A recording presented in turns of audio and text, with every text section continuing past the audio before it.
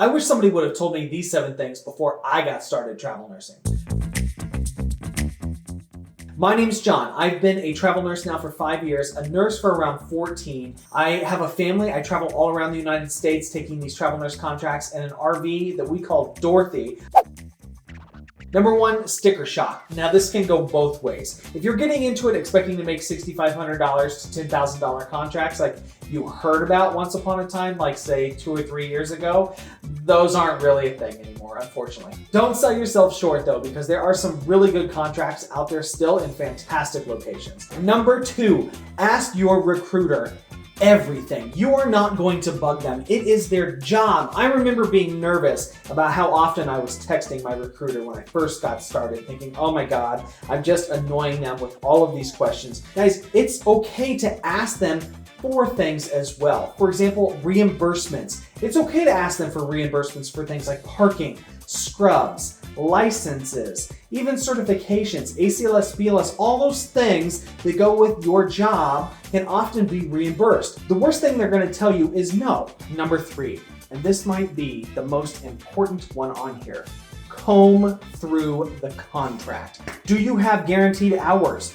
Can they cancel you however often? Is it once a week? If they tell you during the interview process that, yeah, that's in the contract, but we don't ever do it,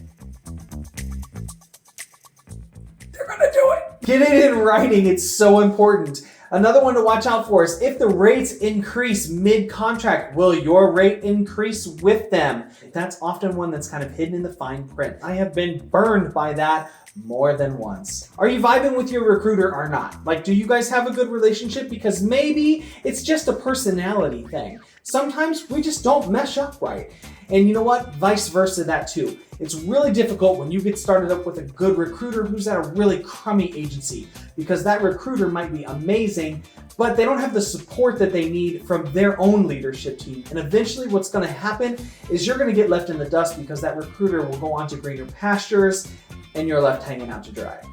Number 5, what's the bill rate? What it involves is what the hospital is willing to pay for the entire contract in an hourly rate. That's everything. Everybody's piece of the pie in one rate per hour.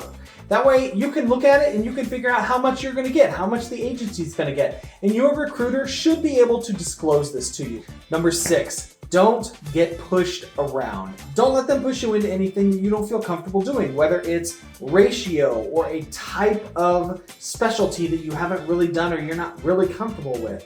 For me, I know what I'm very comfortable taking and I know what I'm not, like neuro. Not a neuro ICU nurse. I did that with this last contract and it just reinforced the fact that I am not a neuro ICU nurse. It is very unfortunate, but it happens frequently that travelers get floated to areas that they don't feel real comfortable with.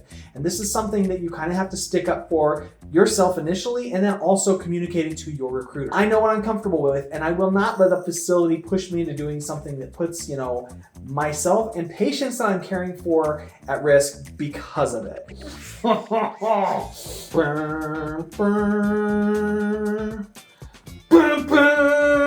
Number 7. Compression socks. Number 7, compression socks, okay? These are life-changing. Seriously though, compression socks are fantastic. They are a silly thing that I thought was a gimmick for the longest time until I got some from MedStaff. If you've been out there and you wear them, you know. I don't like going to work without these now. Get yourself a pair or 4 and get back to work. I'll see you out there.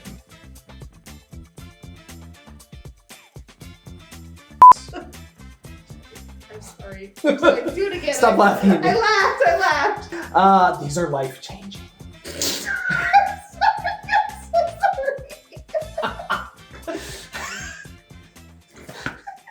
My wife doesn't wear them, so she doesn't know. But if you've been out there and you wear them, you know what I'm talking about.